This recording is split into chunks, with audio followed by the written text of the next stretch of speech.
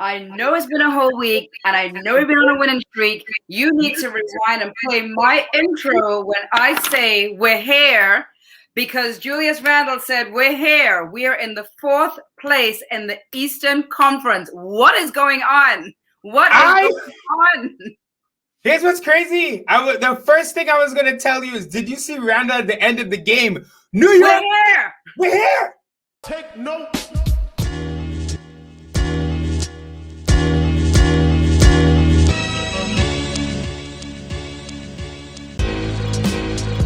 Beach. We're here. My man, Alex. It's different this time. What's up, guys? So, Knicks tonight, we beat the Hawks. We are the 4th seed. What an important game. Like Mike Breen kept saying all night long.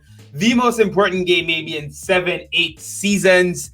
They take care of business. It was a war out there. It felt like a 90s game. Bodies falling left and right. I will have to say, we definitely, I want to say, get lucky. Trae Young not playing was a big factor. But you know what? Listen, I don't care. I'm going to take it. I'm going to take it how I get it. Well, that's kind of how I felt. So as much as I really do like watching Trae Young play, and obviously he's the star of their team, when he went down, I felt really bad. I was like, oh no, I hope it's not like a major injury, right? Like, you know what's been happening. But as soon as I saw him down and realized he was going to be out, I was like, okay, here's an opportunity for us to win this game. Because that's really what it is for us, right? It's an opportunity for us to win this game. And they have quite a few players out of not Gallinari was out. Gallinari, your boy Gallinari. Snell, I think, is out. Well, I'm just saying. We're missing Mitch. We had our own fair share. Listen, at this point of the season, 12 games. We're missing Mitch. You just spoke about very physical basketball. Listen, shots were flying left, right, and center. We had, like you said, we had Taj with a blow to the eye. We had Nerlens with a blow. And listen, the one thing, these guys are playing with so much grit and determination and really physical basketball. We finally have a legit coach, and that's what's going on. We have a legit coach. He's holding these guys accountable. They want to be held accountable. They love each other. I mean, watching these guys play together as a team, it's like everyone just likes each other. It's actually fun to watch these games. You know, you used to tell me in the very recent months, you would tell me to watch other teams play so I can see how like real basketball is played. Well, that was not that anymore. I was like, you know what I'm talking about. You know what I'm talking about. It was a few months ago, but you know what I'm talking about. Well, we're a real team now. Everyone's stepping up. This guy, again, on camera, is incredible. We're going to get into talking about Julius, but... Where'd you get that jersey, by the way? Where'd you get the jersey? Shout out to you, moms. Good. Hey. All right, so shout out to Reggie Bullock as well. He's been stepping up. Bert's been out with COVID protocol. Reggie Bullock coming out every night, hitting threes. I almost tweeted this out, but I didn't want to get the anger of people in the NBA community. But I was going to say, if you squint hard enough and block your vision, he kind of looks like a very fake, bootleg, hand-me-down version of Klay Thompson. Because he's hitting his threes. Not great defense all the time, but he's pretty much steps up. Tonight he wasn't incredible. He had a couple of lapses there, but he's been a very good defender all season long. Reggie Bullock, 18 points tonight, 6 3-pointers. Again, everyone's stepping up. Listen, yes, definitely he steps up. And you see Alec Burks is not playing, as you said, due to COVID protocol. And to me, Reggie Bullock always seems to step up at the right time. He sets the tone. When he starts off in the first quarter and he's hitting back-to-back threes, he's setting a tone and a pace. And talking about back-to-back and setting a tone and a pace, Derrick Rose. Oh, man. He has this energy that he brings to the team. He's super bouncy. And he just really, he brings that veteran leadership to the team. And the rest of the team just sort of kind of follows suit and falls right underneath him. You know, he's such a supportive part of the team. When he got fouled out, I was like, oh no, it means we're going to go into overtime and we're going to need him during overtime. It's the first thing I thought. I was like, it's 5 fouls. He's out. We're going to go into overtime and we're going to need him. Thankfully, we didn't need him, right? And we were able to pull it out on our own. You know why? Because as a team, we have learned how to close out games. It was something that we were not doing before. And it is something that we have recently learned how to do. And it's effective. We're doing it. Yeah. We struggled with that a couple of weeks ago. Been improved a ton. Though I will say the possession at the end of the game was so bad in the fourth quarter. We had, first of all, the last two plays, giving Bogdanovic that 3, ridiculous. Then to tie the game, like ridiculous. Then coming down the other end, we had 6 seconds left. They had a timeout. You would have expected anything that made sense. Julius Randle holds the ball too long, doesn't get a shot off in time. That was such a bad. That's the thing. Better. But talking about the God himself, I don't even know the words to say for how he's been this season. Someone tweeted this out. I'm always bringing up Twitter. Someone said, if Kevin Durant had come to New York and had the exact same season Julius Randle's having this year, he would have been the #1 MVP candidate. Not just that, the biggest or the quickest turnaround ever in someone's game. Julius Randle has literally improved in every single aspect of his game. Him being a leader, which we didn't really see it before, and now we're really seeing that he is the leader of the team, and we're seeing that the rest of the team really looks up to him. Him just improving his entire game and being able to turn around, and we have to say a 180 turn, not a 360, because the 180 is like the opposite, right? Because 360 would be all the way back around again. So the 180 turn that he's made, he's been fabulous. I mean, we could not ask for anything more out of Julius. Really couldn't.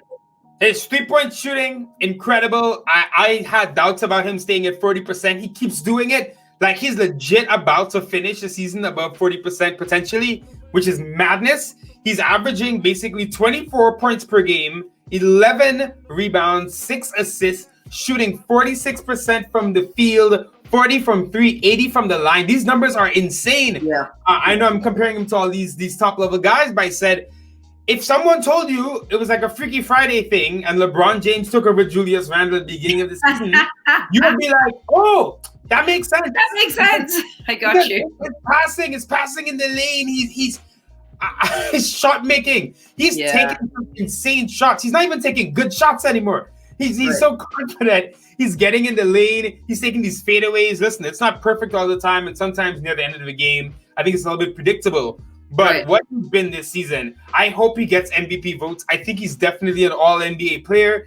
People, I'm not looking back. I'm like, how crazy is it that people are trying to say maybe he's not an all-star?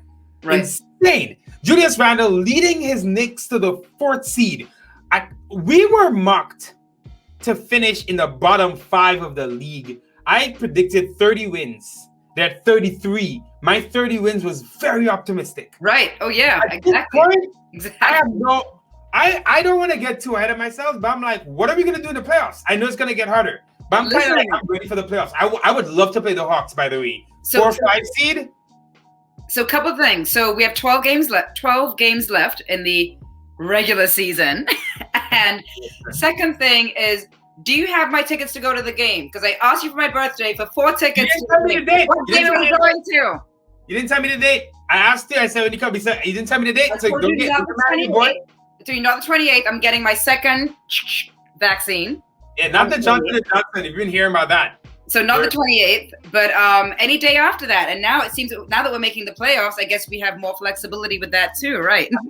So first of all, I gotta get my second shot. So we're gonna figure the time out. But yes, we're gonna definitely go to a couple of games when the season ends, and then the playoffs, which still feels insane to talk about. Let's talk about another guy who was insane tonight, Emmanuel quickly, back-to-back, excellent games from him. I love that. He had a little bit of a stretch a couple weeks ago, struggling a little bit more. He's come out the other side of the rookie wall. He's playing big minutes in big games. His 3-point shooting is incredible. His energy is incredible.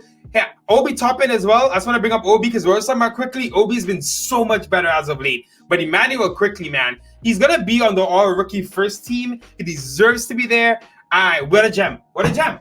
Yeah. I mean, you brought up Obi, and I was going to say, it's basically Obi and Quickly sort of switched places in a way because Obi was our pick. And we're supposed to be seeing so much more from him, but we're not. We're seeing Quickly.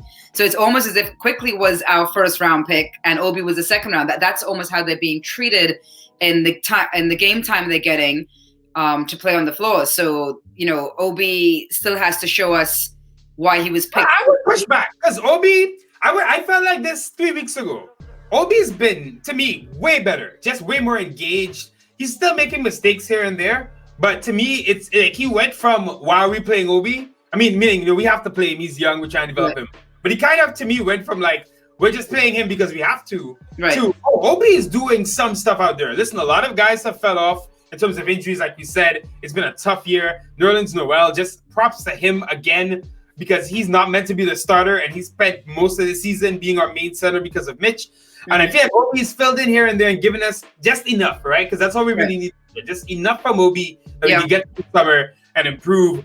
But it's I almost feel this reminds me of 1999. Yes. I didn't want to say it. I was waiting for you to bring up the 90s basketball because I'm hearing them, first of all, in the Garden, they are playing the old tune, the Go New York, Go New York, Go. They're playing that, which brings you back to the 90s immediately. And then, to me, they're playing so physical. They're almost playing that bully ball. Now, I know the game has changed a lot, so there's a lot of things that they can't physically do anymore because then they'll be in foul trouble the whole time. But outside of that, they are a physical team. They're a team to be reckoned with.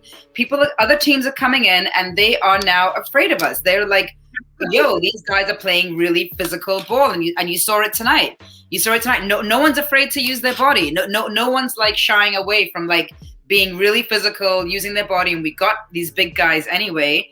So that's what they're here to do, right? Yeah, but let me just say this as we wrap up here. Huh? By the way, we just signed Norvel Pell to a multi-year deal. Okay. We'll see what that ends up being. Probably a small deal, but okay. Well, we'll have him next year. It makes sense. This season's almost over, so you got to keep him. We'll see what he can do. But, I know we're going to wrap up, but I have one really quick quote. The quote is, how do the Knicks learn to shoot like this? The quote was from Walt Clyde Frazier tonight. He said, how do the Knicks learn to shoot like this? It was like... It's so funny because he's so good with his comments and he's so on point all the time, and that's exactly how he was feeling tonight. And we're all watching this team like, wow, like look at this. Listen, one of the biggest problems that we spoke about, for years now has been spacing and shooting. And the thing is, we've been like the 6th best 3-point shooting team in the NBA, and I still don't feel like we have good shooters. I know that's like blasphemous, right? And I think what it is, a lot of guys, they've improved as well. So like RJ, I never really considered in my head a shooter, but he's shooting like 39% from deep as of, I think as of tonight, maybe dropped a little bit now. So the thing is, Reggie Bullock has been insane. Like I said, Alec Burks, Randall's hitting at a crazy level. We know Quickly's good. Derrick Rose is hitting his 3. So I still feel weird that we're such a good 3-point shooting team because I don't feel like we have those kind of straight up snipers. Mm-hmm. But I have to say, the game plan, the offense isn't pretty all the time, but Tibbs is getting so much out of these guys. Guys are stepping up. You have to love it. Julius Randle, in his last 5 games against the Atlanta Hawks, we're going to end on this one, guys. Okay. 36 points per game, 13 rebounds per game, and 5 assists per game. They hate Julius Randle, as they should. The New York Knicks are the 4th seed in the NBA. If we get to the playoffs, you do not want to play us. I think we can. I'm not going to do it. I'm not going to do it just yet. Give me 5 more games. We don't play again until Saturday, I think. Got a little break. Raptors? Yeah, I'm going to tell you right now. Let me see. Let me get it up. I believe we play the Toronto Raptors on Saturday. So we have a few days off. After this back-to-back. This is a back-to-back game as well. Don't forget that. Back-to-back game, and we went into overtime. I know it was also a back-to-back game for Atlanta, but just saying. Yeah. I mean, look, that's the thing. We made it through. At this point in the season, it's a war.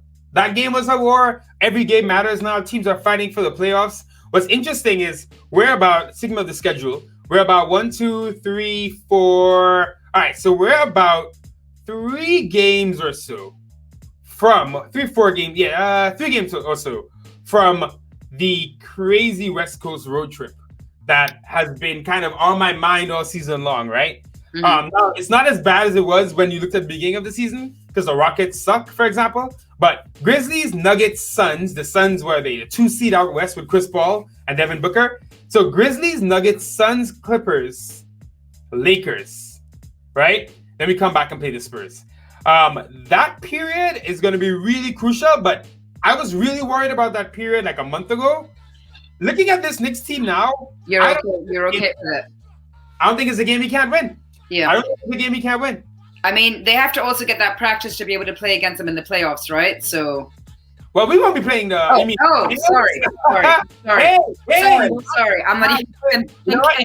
Put it out of the universe. You heard it here first. No. Trey says we're playing. No, please delete that. Yeah. I'm realizing the New York Knicks are going to the NBA Finals. Yeah.